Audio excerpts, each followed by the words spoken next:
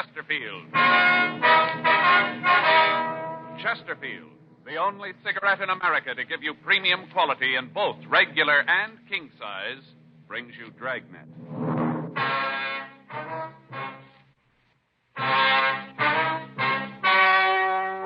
Ladies and gentlemen, the story you are about to hear is true. The names have been changed to protect the innocent.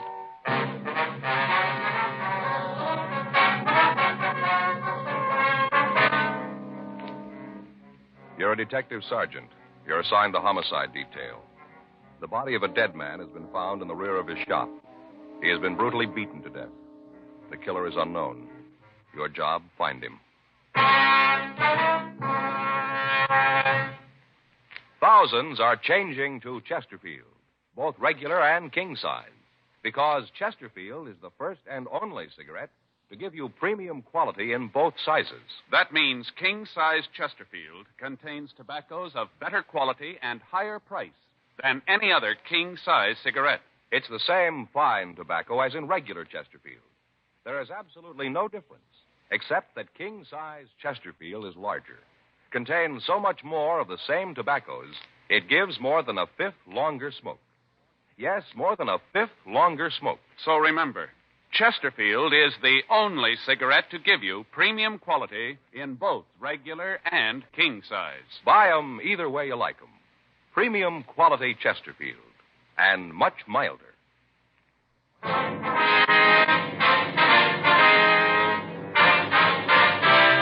Dragnet, the documented drama of an actual crime. For the next 30 minutes, in cooperation with the Los Angeles Police Department, you will travel step by step on the side of the law through an actual case transcribed from official police files. From beginning to end, from crime to punishment, Dragnet is the story of your police force in action. It was Monday, July 5th. It was hot in Los Angeles. We were working the day watch out of homicide detail. My partner's Frank Smith. The boss is Captain Lorman. My name's Friday. It was 7:58 a.m. when I got to room 42. Homicide. That you, Joe? Yeah. How's it going? Don't ask me. What's the matter? Went to the beach yesterday. Got so sunburned I could hardly sleep last night. I'm just miserable, Joe. It's going to be a week before I can wear a shirt without feeling I got army blanket on. Well, can't you get something for it? Something to make it feel a little better anyway? Don't bring that up either. What's that? If you've got any homemade remedies for sunburn, keep them to yourself. I've had them for now. Yeah, why? What's the matter? Like I said, we went to the beach yesterday. Beautiful day. They fixed up a lunch, sandwiches, potato salad, deviled eggs, all that stuff. Yeah, I know. We went down to Castle Rock, down the highway. Yeah. Just had a ball. Just great. Kids played in the water, and then when it got dark, we had a few 4th of July things for them. Sparklers, stuff like that. Mm-hmm. When we got home, and I started to feel it. What, the sunburn? Yeah. Back feels like it's on fire, Joe. Legs feel like I got them in hot oil. Believe me, it's terrible. Took off my shirt, pants at home, just sitting there in my shorts. I was trying to figure out some way to stop the burning, Yeah. Well, it happened. In comes Armand. Oh, that's your brother-in-law, huh? Yeah. He's read in some magazine where tea is the stuff for burns. Right away, he starts brewing tea. Tea? Yeah. And you drink? Yeah. Tells me to lay down on the floor, right flat on my stomach. I was feeling so miserable, I'd have done anything to get rid of the feeling, so I did just lay there. And he starts putting tea leaves all up and down my back of my legs, and felt real good at first, kind of cool, Yeah. All this time you're laying on your stomach there. Yeah, right in the middle of the living room floor. He put papers down first, so the tea wouldn't drip all over the floor. Well, you brew this stuff first. Yeah, and then they put the tea leaves on me, but then the tea leaves started to dry. They crinkled all up, and the pain came back. Just miserable, Joe. Well, did it do any good at all? I don't know. They finally took it off and put some kind of ointment on my back. Helped a little. Had to sleep on my stomach all night. Couldn't turn over. I just lay real still. Once in a while, I'd fall asleep and roll over, and wow, I'd wake right up with the pain. I tell you, Joe, I didn't sleep at all. Not a wink. Yeah, I know what you mean. I don't see what you're blaming Armand for. Seems like he did try to help you out, though. Oh, sure, he tried. Whole thing was his fault. If he'd kept his big mouth shut, everything would have been all right. How do you figure that? A picnic. It was his idea, Joe. It's a hot shot. I'll get it. What is it? Killing down on Bixel.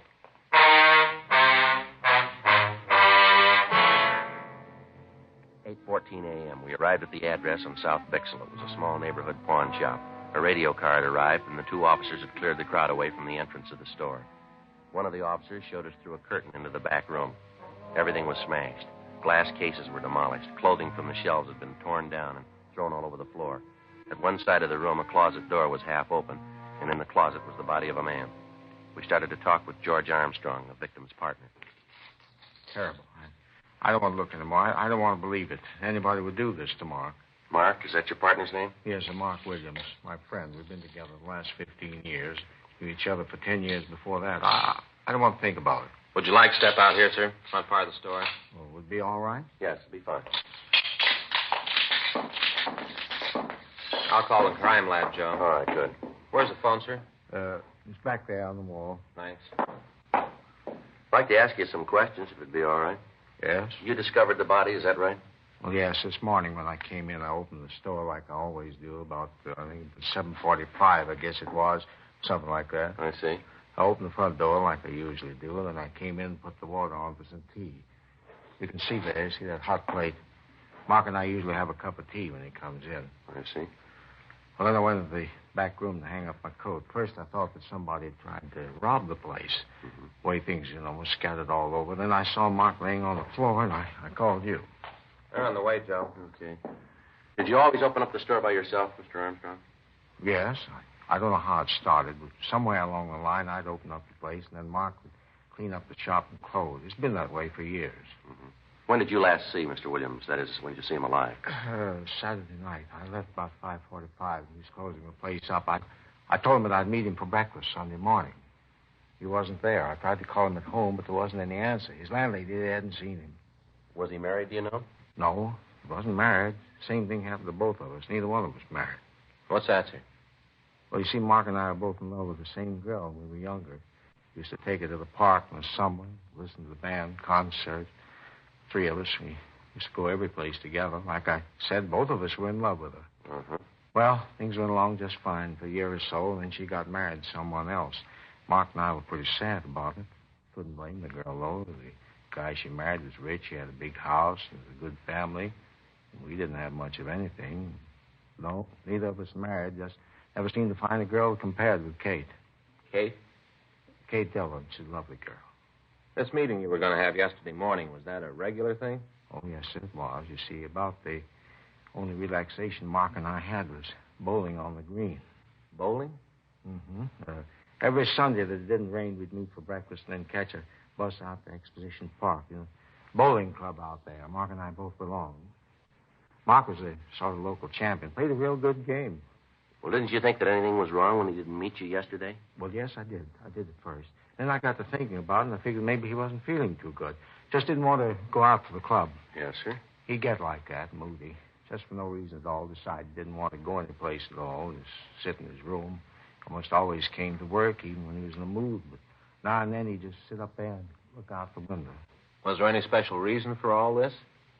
No, not that I know of. He just get like that. No special reason. When he did, you just had to sit and let the mood pass. Nothing else to do. I see. Well, did Mr. Williams have any enemies that you'd know of? Anyone at all that might do a thing like this? No, sir. No one. Mm-hmm. Was he alone when you left him Saturday night? Yes, he was straightening up the shelves, getting the things in order. But he was all by himself. No one was here. Well, have you ever had any trouble with anyone in the neighborhood lately? Somebody who might have been looking for trouble, maybe? Well, Sergeant, most of our customers have trouble.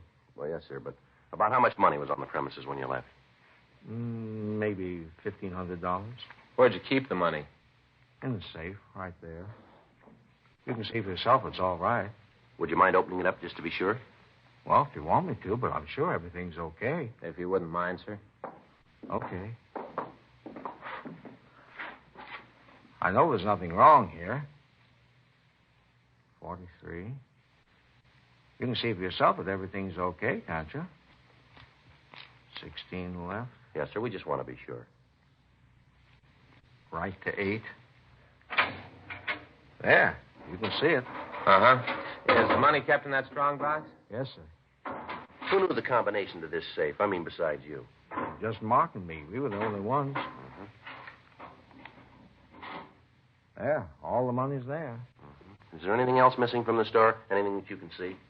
Well, Sergeant, look around you. If there was anything, how could I tell? I'd have to take a complete inventory. Well, what difference does it make? How's it going to help Mark?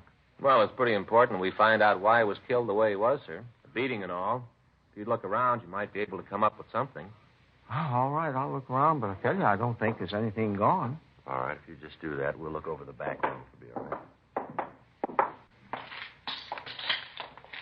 Pretty bad, huh, Joe? Yeah. Looks like revenge could have been the motive, maybe, from the looks of things here. Yeah, it'd have to be something like that. Terrible beating. The way the place is all smashed up. Yeah.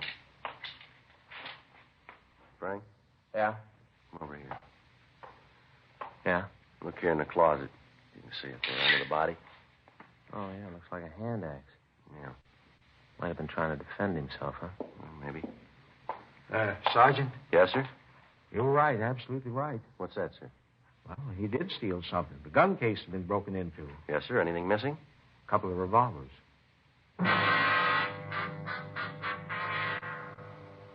8:32 a.m. The crime lab crew arrived and went over the place. In the back room, under a pile of clothes, they found a 10-inch length of lead pipe. Dean Bergman from Leighton Prints dusted the room, the safe in the store, and the lead pipe. He came up with several clean prints. He rolled the dead man's fingerprints, and then he took Armstrong's. Comparison with those he'd found eliminated all of them except a partial print on the safe. The coroner arrived and removed the body. Frank and I canvassed the neighborhood, but none of the people in the area had noticed anyone suspicious in the last few days. We called the office, and Sergeants Joe LaMonica and Howard Hudson came out to help us in the search of the vicinity. The axe found in the hands of the victim, Mark Williams, had stains on the blade. A closer check of the pawn shop showed that several articles other than the guns had been stolen.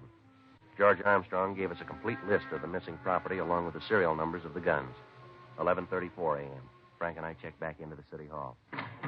Frank, did you get the APBs out? Yeah?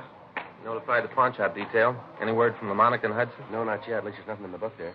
I get it. Homicide, Friday. Oh, yeah, Joe. Mm-hmm. Yeah. No, we haven't heard from him yet. No. Where? Yeah. Yeah, well, that figures. Uh-huh. Okay, thanks. LaMonica, he and Hudson found a blood-stained shirt in an alley behind an apartment house a couple of blocks from the pawn shop. Yeah? Checked the apartment register, and they found a Wallace Holmes listed. Holmes? Yeah, LaMonica knows him. Yeah? Just served 6 months for violation of the Narcotics Act.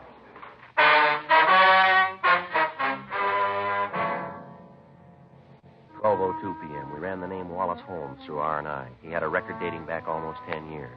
He'd been arrested twice for violation of the state health and safety code and once on suspicion of 211 PC. We talked to the neighbors in the apartment building where he lived, but they told us that Holmes had been in bed with a bad cold for the past 3 days. Several of them had taken him food on occasion and stated positively that he could not have left the apartment. Bergman checked his fingerprints against those we'd found at the pawn shop. There was no make. A stakeout was placed on the building. 2:15 p.m. We checked with the crime lab to see if Ray Pinker had finished the tests on the physical evidence that he'd collected at the murder scene. Looks like the lead pipe. Can you tell us anything about the killer? Nothing except his WMA. How about the other bloodstains, Ray? Test out type O. Victim's type B. Well, figures that he managed to hit the killer with the axe then, huh? Possible. How about the shirt? Did you find anything on it? We haven't finished the tests on the dust particles we found in the pockets yet. Precipitin test shows it's human blood. Haven't had a chance to group it yet. How about any laundry markings? Anything there, Ray? Just about to check it. Spread it out here. You want to get those lights, Frank? Yeah, I'll go. Turn on this fluorescent. Yeah. Laundry marking here. Yeah. Looks like RJ. Mm-hmm. Is that right? And there's a number there, too, in there. 769-02. Anything else, Ray? No. Looks like that's about it. What laundry, would you know? Yeah, I think so. Marking's the same type as Consolidated Central Laundry uses. Big place out on Pico. Mm-hmm. Handle cleaning for a lot of small neighborhood places in town. I can give you the address. Okay, anything else? Oh, he had a 15 neck and a 33 sleeve. Average size, not much help, huh? Maybe I can give you some more when I get through the dust particles in the pockets. Yeah, okay. Wish we had a little more to go on. Well, you got a piece of lead pipe, a stained shirt, and an axe that looks like it's been recently used. Yep. They all connect somewhere along the line. Yeah, all we got to do is find out where.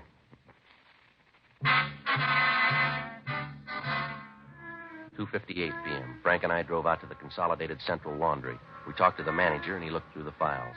He was able to tell us that the shirt had been laundered at a small cleaning place on South Hill.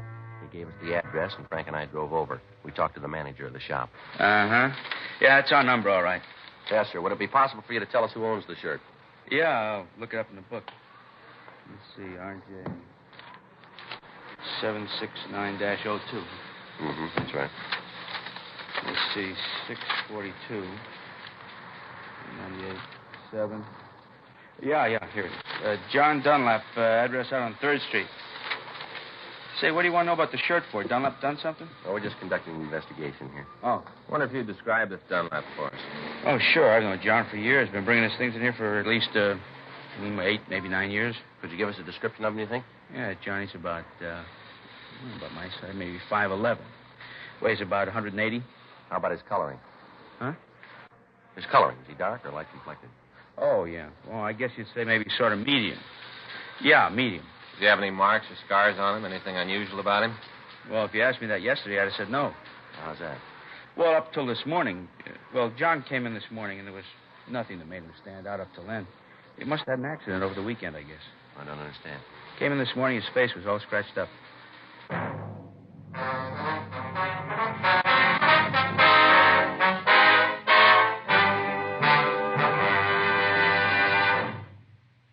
You are listening to Dragnet, the authentic story of your police force in action. We like to give the facts about Chesterfield so you can be your own judge.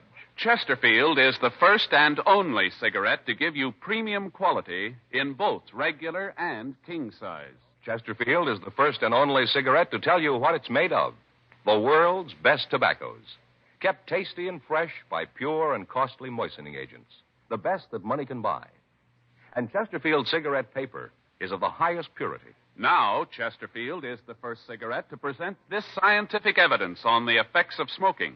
A medical specialist is making regular bi-monthly examinations of a group of people from various walks of life. 45% of this group have smoked Chesterfield for an average of over 10 years. After 8 months, the medical specialist reports that he observed no adverse effects on the nose, throat, and sinuses of the group from smoking Chesterfield. I'd say that means real mildness. Either way you like them, regular or king size, you'll find premium quality Chesterfields much milder.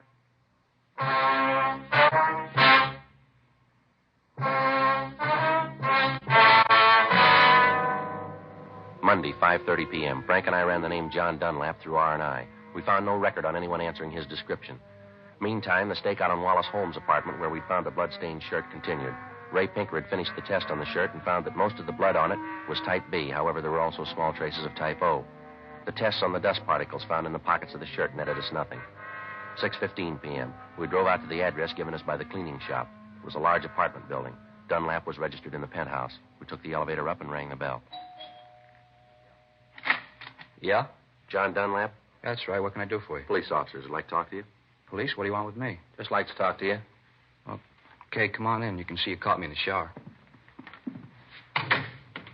This is my partner, Frank Smith. My name's Friday. How do you do? Right here, sir. How you doing? Hey, you mind if I go ahead and get dressed while we talk? I got a date and I don't want to be too late. No, it's all right. Go right ahead. Come on in here. What is it I can do for you, officers? Well, what if you could explain your movement Saturday night? Saturday night? Yes, sir. Well, let's see. I played golf in the morning, got back from the club about 6, I guess. Miserable game, 102, lost $35. Sure was off Saturday. Just a minute, sir. You tell us what clothes you want. We'll get them for you. All right, hand me that shirt there, the blue one, huh? Here you are. Sure, a miserable game Saturday. 3-putted almost every green. Nice-looking shirts, Dunlap. Like 'em? Well, they're nice-looking. Where do you get them? I have 'em made. Can't wear store-made shirts. Neck's too long. Collar doesn't fit right. What'd you do after you got home from the golf club? Took a shower, then went out. Had a date. Lousy game, ruined the whole evening. Sir? Well, after that crummy 102, I really played the 19th hole. Got pretty loaded. By the time I got to Alice's, I was in a rare mood. Alice? Yeah, Alice Miller. Anyway, I was about half hour late, and she was fit to be tied.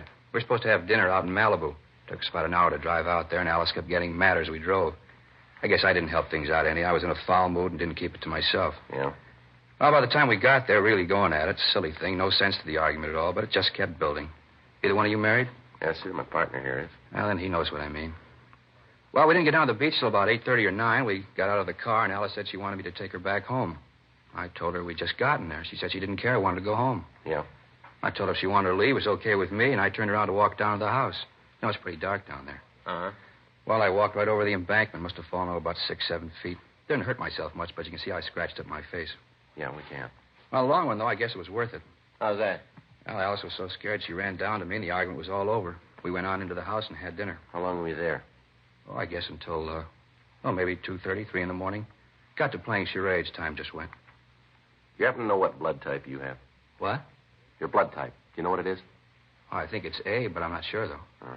You said you had your shirts made to order, huh? Yeah, that's right. Why? Can you tell us how someone else might have gotten one of your shirts? Wait a minute. I don't think I understand just what's going on. Or what is this all about? Come in here and ask a lot of questions. What's it all for? Just routine. Routine what? It's not routine for me to have policemen come in and ask a lot of questions. Where was I Saturday night? Who makes my shirts? Who might have had them? Come on, what's the pitch? All right. You know a man named Mark Williams? Williams? No, Tom Williams sells insurance. No, Mark Williams. No, I don't think I know him, Mark. Anyway, what's he got to do with this? He was killed Saturday night. Figure maybe I did? Well, a shirt that belongs to you was found near the scene. My shirt? That's right. Same label. Check the laundry markings in it. Your laundryman said it was your shirt. Said it was your number. You talked to Harry? Yeah, that's his name. I guess we did. Well, I don't understand it. Hey, wait a minute. Yes, sir? A couple of weeks ago, I gave a half a dozen shirts to the woman who comes in to clean up the place. She might know what happened. Let me call her and find out. I got her number here someplace. Yeah, here it is. If anybody knows, she would. A couple of weeks ago, told her she could have them. I don't know what's the matter with them. Hello? Mrs. Lambert in, please? Yeah, thank you. Oh, Mrs. Lambert? This is John Dunlap. Oh, just fine. And you? That's good. No, I just want to know what you did with those shirts you took a couple of weeks ago.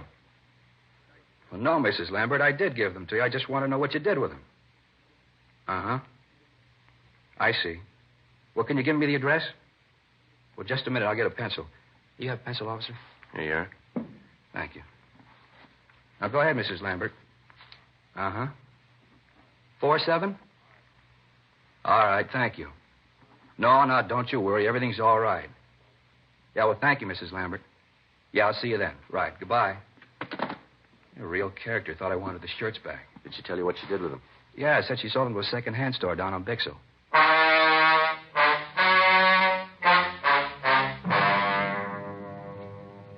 $7:20 p.m. We drove over to talk to the cleaning woman. She gave us the same story that we'd gotten from John Dunlap. We went over to the second-hand store, but it was closed. The stakeout on the apartment continued. The body had been posted, and the coroner told us that Williams had been killed at approximately midnight on Saturday night. That would allow 2 hours on either side, making it possible for the murder to take place between 10 p.m. and 2 a.m. Frank and I checked out of the office and went home. The following morning, Tuesday, July 6th at 8:17 p.m., we checked the second-hand store where the shirts had been sold. The dealer told us that he remembered the shirts. He said that he'd bought 5 of them and had only sold 1. He was able to give us a fair description of the man he'd sold the shirt to. He went on to say that he'd heard that the man was a user of narcotics. We ran the name he gave us, Fred Harris, through R&I. He had a record of violation of the State Narcotic Act. We got out an APB and a local bulletin on him. We called Narcotics Division and notified them that we wanted Harris as a suspect. We checked the address listed on his record, but we found that he'd moved and left no forwarding address. 2 days went by. We ran down all leads, but we were able to come up with nothing new. Thursday, July 8th, 8:30 a.m. Frank and I checked back into the squad room. Well, there's another one that didn't go anyplace. Yeah, well, there's got to be someplace. I get it. Homicide Friday. Oh, yeah, Joe. Mm-hmm. Yeah. Well, how soon will you be here? All right. Okay, right. Anything? Well, Monica and Hudson, they just picked Harris up.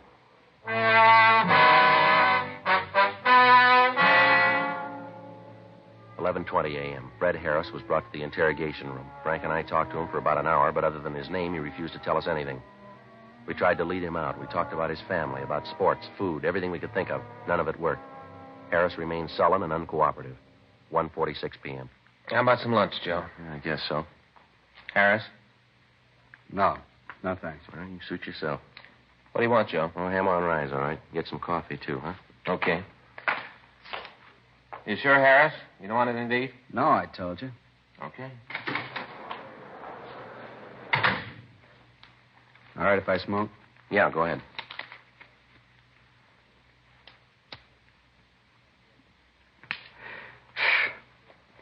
Why don't you want to talk about it, Harris? About what? Why you killed Williams. Who says I did? That's the way it looks. It looks wrong. Well, you figured for yourself, Harris. When you killed the old man, you weren't very careful. You left a couple of prints around the place. Yeah? Shirt you wore, we got that. Found it right where you dropped it. Ran that down, leads right to you. Got the man who sold it to you. Identifies you. Maybe he's wrong. No, you know better than that. When they picked you up, you were carrying some of the things you stole from that pawn shop. You can't account for your time on Saturday night. I told you I didn't do it. I didn't kill the old man. I just don't remember where I was that night. Didn't that happen to you? You go someplace and a couple of days later you can't remember where you were. Doesn't that ever happen to you? Oh, yeah, once in a while. Yeah, you see. How do you expect me to remember when you sometimes forget? You a user? What are you asking that for? You got the record. Look it up yourself. Roll up your sleeve. All right. You're a user.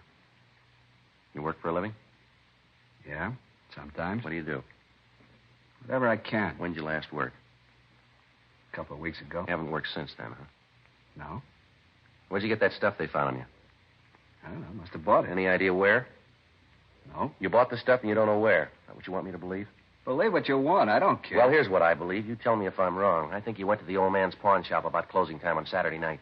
You had a big yen on and no money to make a connection. You tried to rob the old man. He didn't like it and you killed him. You killed him with that hunk of lead pipe we found, the one with your fingerprints all over it. Then you tried to get the safe open and you couldn't. So you wiped it clean, grabbed what you could carry, and you ran out of the store. A couple of blocks away, you calmed down and took a look at yourself. You threw that shirt in the ash can, then you went up to Wallace Holmes' apartment to try to make a connection, didn't you? He tell you all that? No.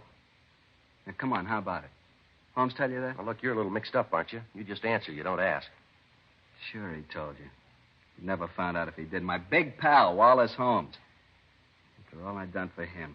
If I had a nickel for every pop I shared with that bum and he cops out on me, blabs everything to you. The one guy I'd have done anything for. Give the guy the shirt off your back, and this is the thanks I get. Well, that's your big trouble, Harris. What do you mean? You ought to hang on to your shirts.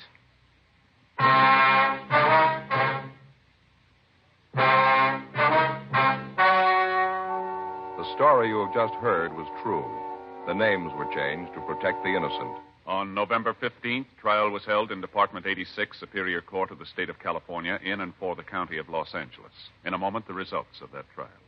Now, here is our star, Jack Webb. Thank you, George Fenneman. Friends, again this year, Chesterfield has asked me to remind you to see your own neighborhood cigarette dealer first about your Christmas shopping problems. Among many wonderful gift ideas, he's featuring the gift of the year, the Chesterfield Christmas carton. Now, to my way of thinking, it's the ideal gift because Chesterfield is the only premium quality cigarette available to you shoppers in both regular and king size. Either way, regular or king size, they're a wonderful smoke and they make fine Christmas gifts. Get them from your dealer. Premium quality Chesterfields.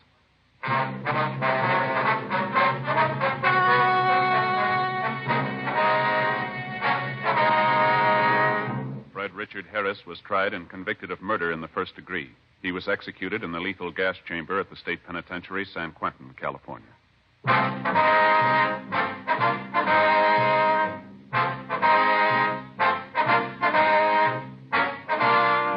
You have just heard Dragnet, a series of authentic cases from official files.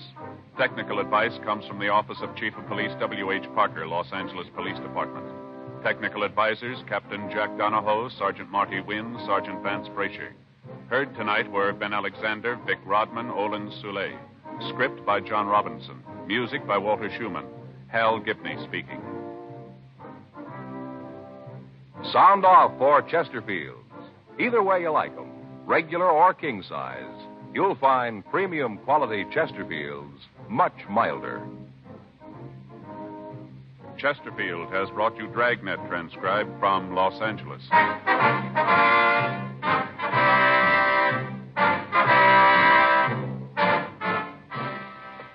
Tonight, it's more adventure with Barry Craig, confidential investigator on NBC.